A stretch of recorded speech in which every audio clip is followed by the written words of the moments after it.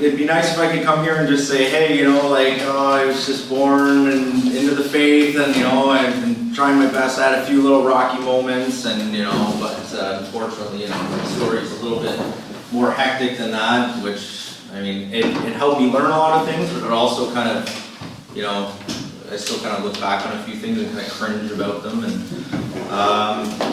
so, to start, I was born into a very religious Catholic family. I was baptized as an infant. St. Margaret Mary Parish was our home parish growing up. I went to that school my whole life. Well, not my whole life, my whole, up until grade 8.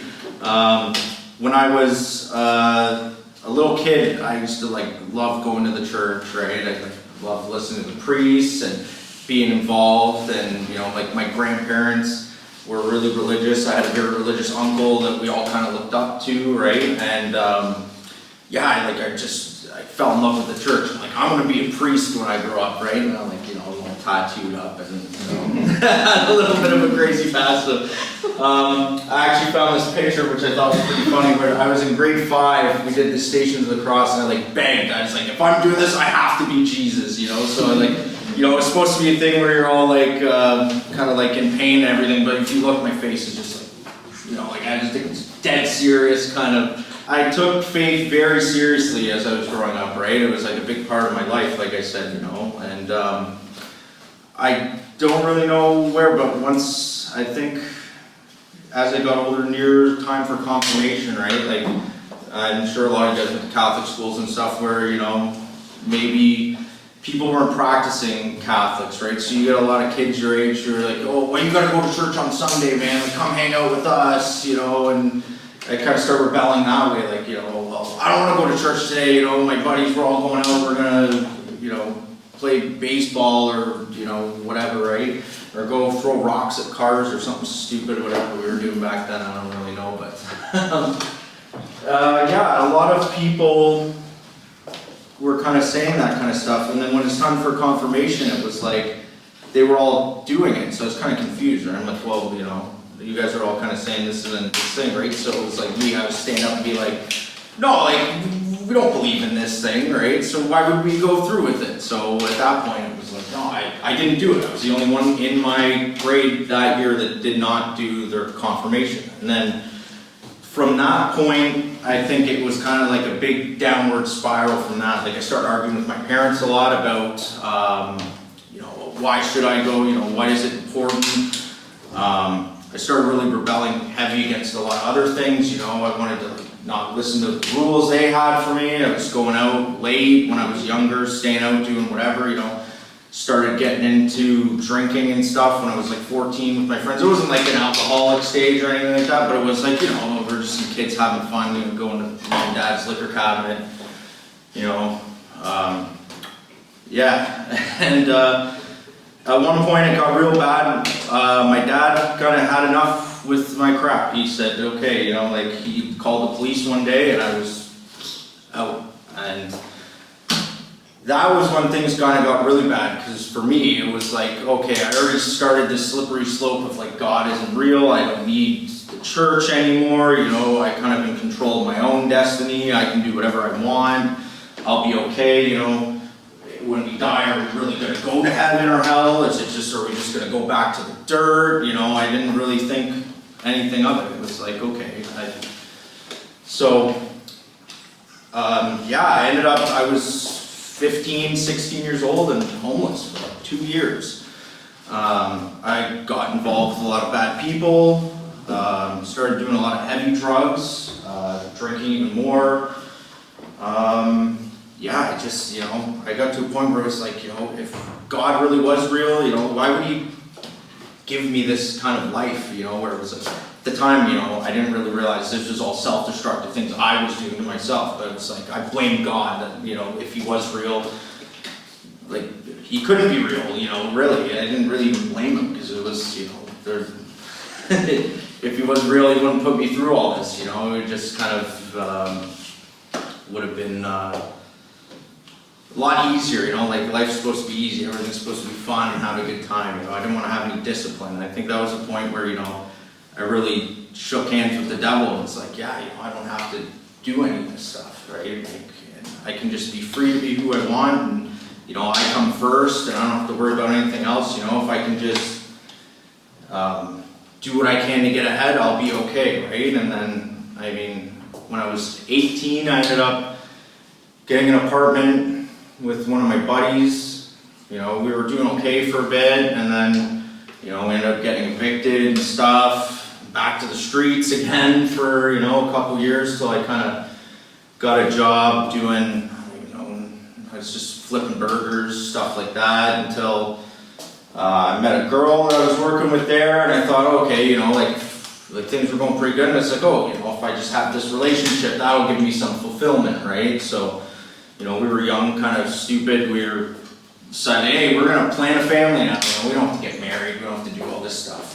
Who cares, kind of thing, right? Like, it's and yeah, that was like, I don't know, like I'm very grateful for my daughter and everything like that. Like, it probably wasn't the best way to have her and come into life, and kind of come from two different families. Now one which is religious, she's coming to church a lot, and then the other that's just kind of, doesn't really have much faith to hold on to. But yeah, you know what, I kind of got lucky with that too, because my ex wanted her to go to a Catholic school, even though she wasn't Catholic. So it's weird, even though at the time, I wasn't really involved with church and back in the faith, that, God was already kind of setting these things in motion for me to kind of be here today now, which is like weird, great. But yeah, so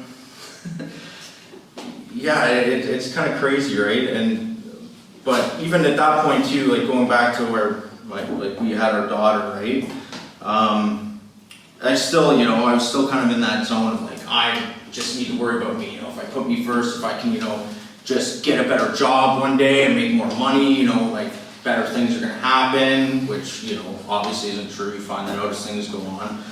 And, if I can just, get nicer things, people will respect me. If I have, I can show things off, I can, it just was this slippery slope where every time I tried to go forward, it was almost like God was pushing me back, saying, like this isn't how life works, right? Like you can't just kind of undermine me and say, hey, we're going to do this, like kind of thing, right? Like even if you look in the world, like these communist like utopias that they say where life is going to be perfect and good for everybody, right? And God just keeps knocking them down, and these people are living like horribly now in these places because they're trying so hard to like go above that and just kind of even like I got back to reading the Bible more, and like the Old Testament's just like so many things in there about like the Israelites not obeying God and like being punished for it. And even one that I recently found through actually one of the Protestant guys that I work with told me to read Matthew chapter 24, which is a good one about just kind of, yeah, if you like deny God, what's going to happen as a society, which just kind of like blew my mind to read now with kind of the way the world is, right?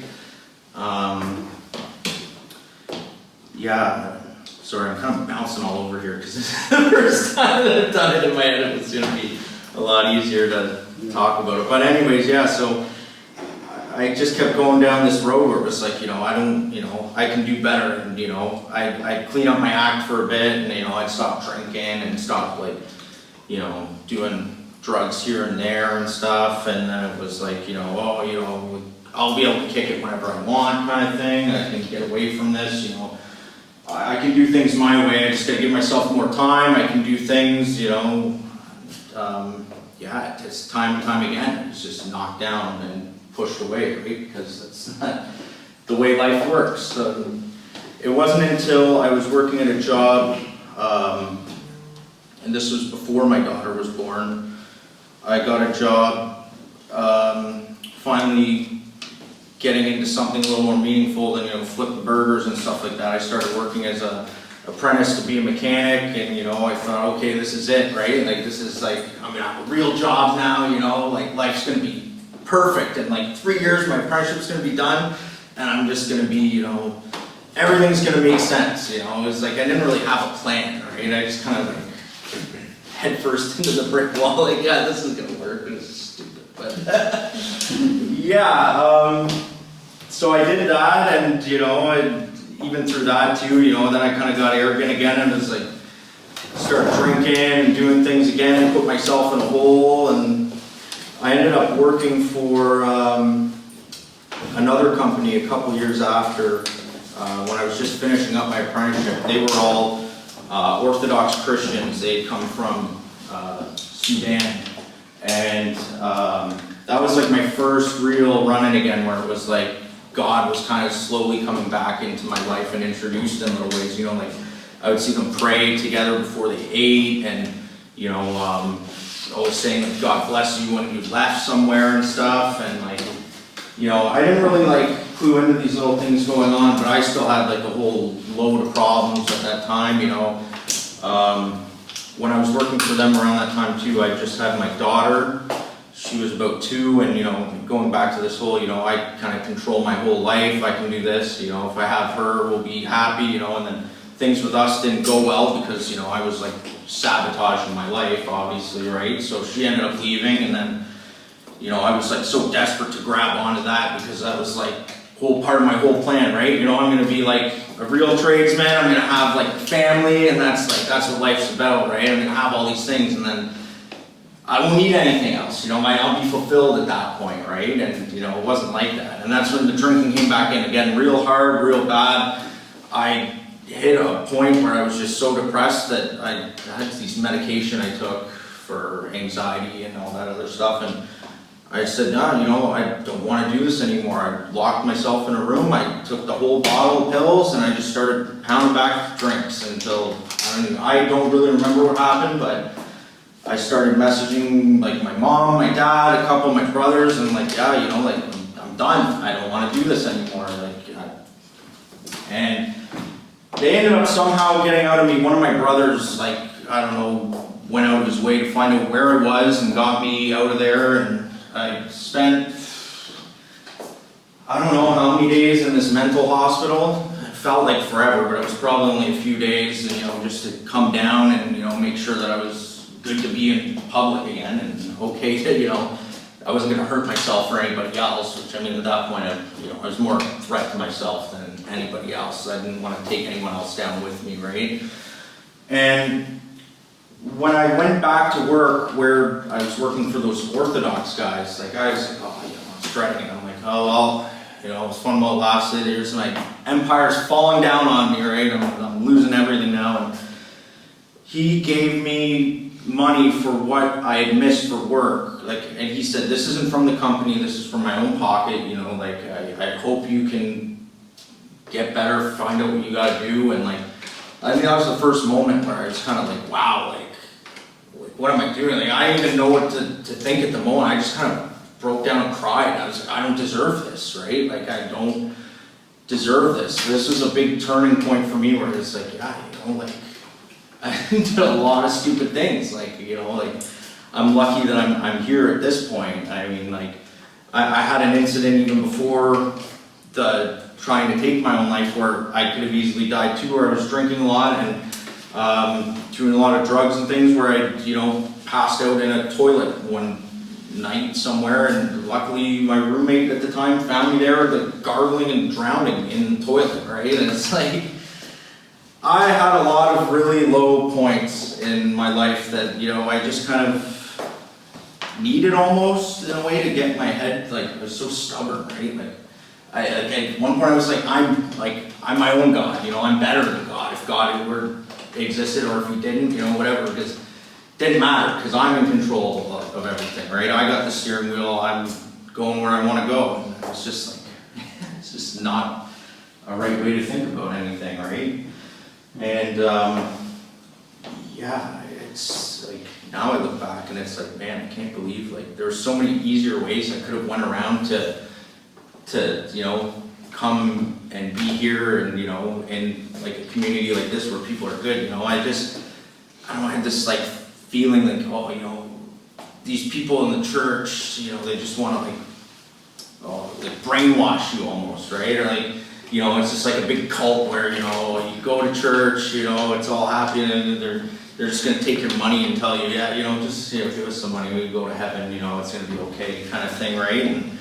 And like, yeah, I was wrong, right? And it took me till like that point where, that guy helped me out so much, and he didn't fire me, he really wanted to help me out and do things, right? And he actually took me, it was around New Year's when that had happened, so they took me to one of their, I think they call it the Divine Liturgy, what they do. And what they do on New Year's there, which is actually a really nice thing, I like what they did, they had a little, their little, whatever, the altar and everything set up there, and it was like only candle lit, with everyone had a candle they walked in with, and you just kind of sat there and prayed, and then everyone wrote a letter to themselves, and you wrote yourself a letter, kind of, New Year's resolutions, kind of, what you didn't like about the last year you had, what you hoped to do. So they did that, and they kept them there at the altar. They'd pray over them all year whenever they did their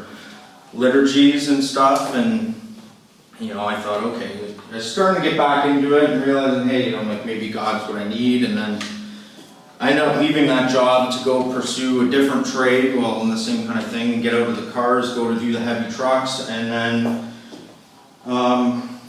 I just kind of left working with people that were mainly Christian, right? So I kind of got sucked back into that world of, like, secular world of,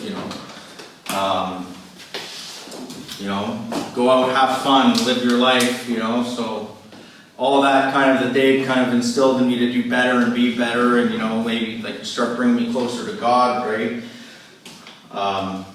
I kind of just threw that all away again, unfortunately, because I'm stubborn. I had to do things my way still, and a lot of the guys that I work with there were just kind of doing whatever, and I mean, I still had my daughter at this point for sure. She was like 4 or 5, and I had another level where, like, I'd get her on the weekends, and then, I'd come home, and, because I didn't care about anybody else. It was all about me still, drinking and driving, come home, sleeping in the truck, in the driveway, my daughters asked me the next day, like, why are you out sleeping in the truck, Dad? Like, what are you out there, and it still wasn't enough for me at that point, because I thought, I'd still, no matter how many times I thought, now I'm going to make more money, I'm going to do this, like, I'll find a way to beat it, I can do whatever I want, it doesn't matter, right? I don't need God, I still don't need this, I totally forgotten about all that stuff that I was starting to learn again with these Orthodox guys, and then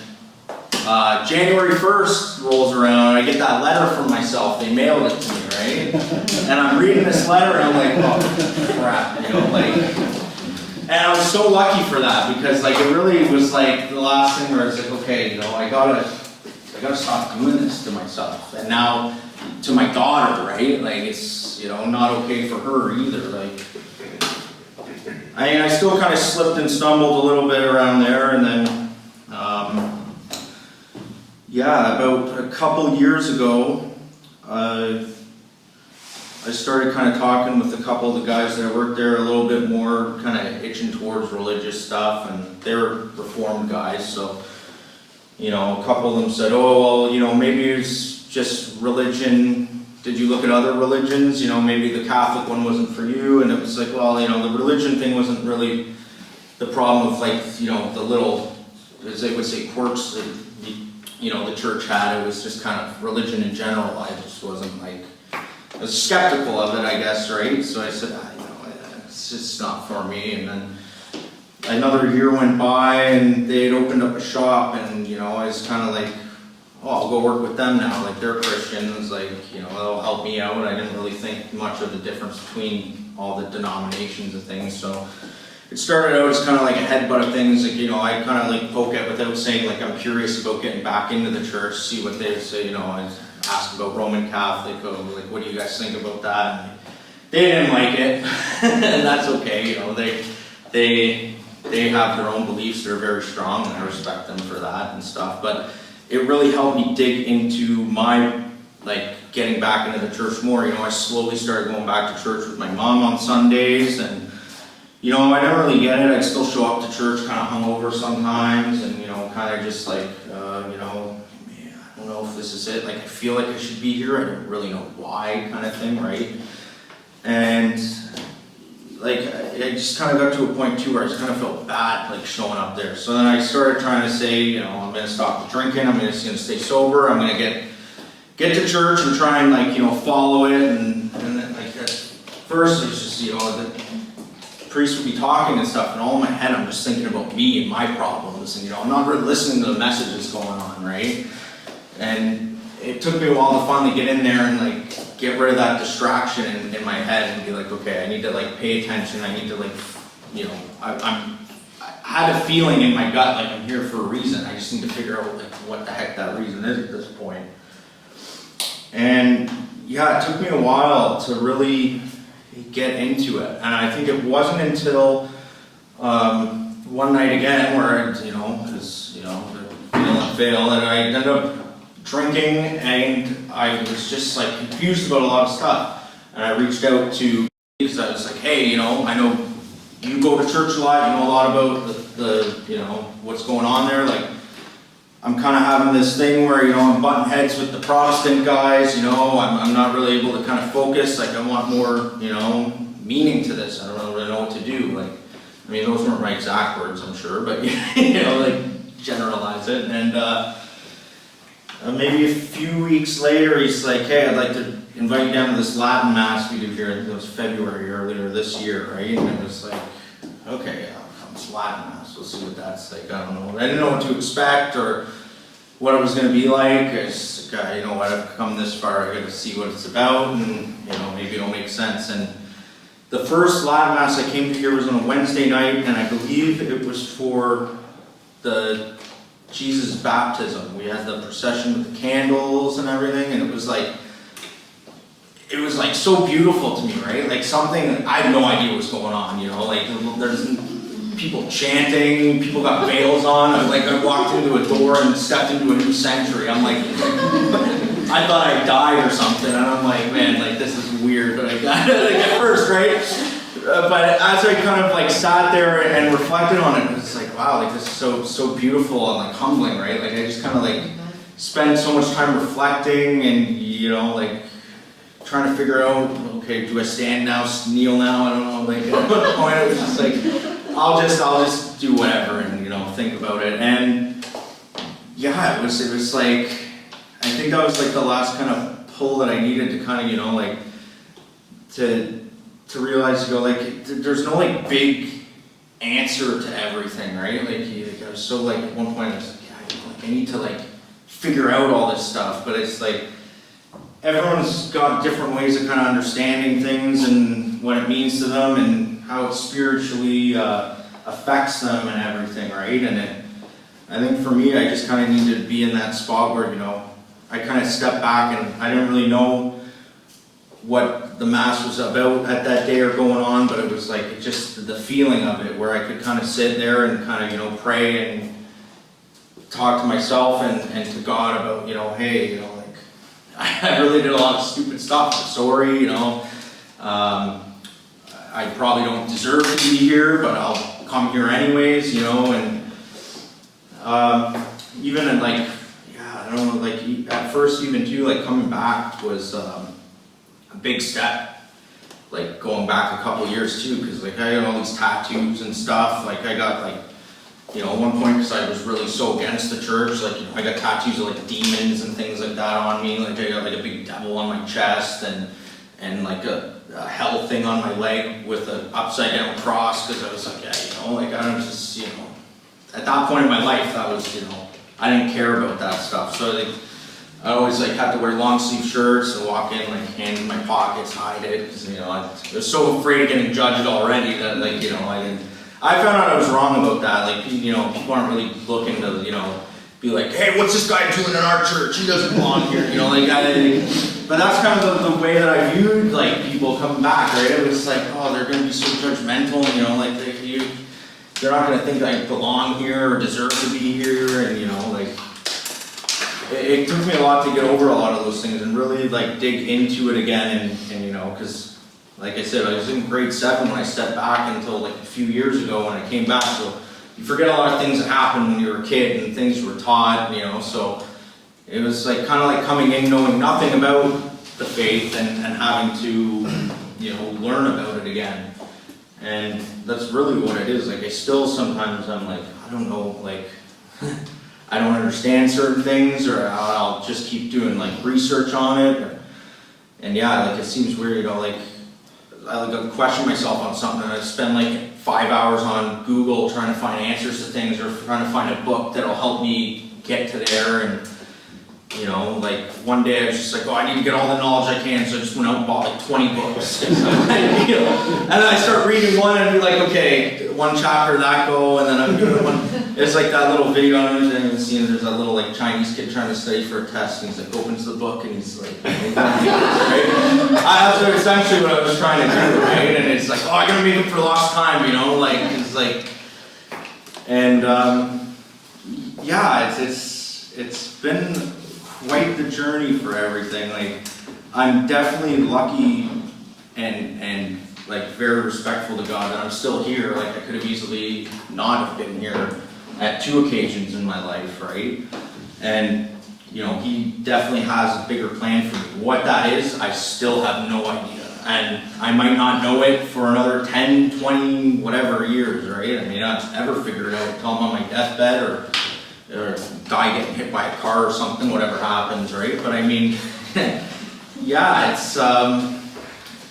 it's kind of part of like the mystery of everything, right? Like, if everything was kind of revealed to us, like what would be the point of the life, right? And like part of the faith is, yeah, just kind of like, you know, we can't answer all these questions, but we just kind of like hope that we'll figure it out at some point before, you know, our time here on Earth's done. And if we don't, you know, it wasn't intended to be revealed to us anyways, I guess, right? Like, you get all these scientists now, they're trying to poke all these things out, and like all these theories, and now everyone's kind of jumping on board with that, and like, it's almost weird, like, you know, like when I was reading actually that Matthew 24, there, you know, at one point he's saying, you know, there'll be many false prophets and stuff. And when you first read that, you almost think like, oh, you know, like that'll just be like some guy saying that like he believes in this God or something. But now it's like, you can even say it's like these scientists kind of like poking at theories and holes, right? Like using just different data to kind of whatever, you know, oh, this guy said this, so I'm not going to even do that research again. I'm just going to take what he said and then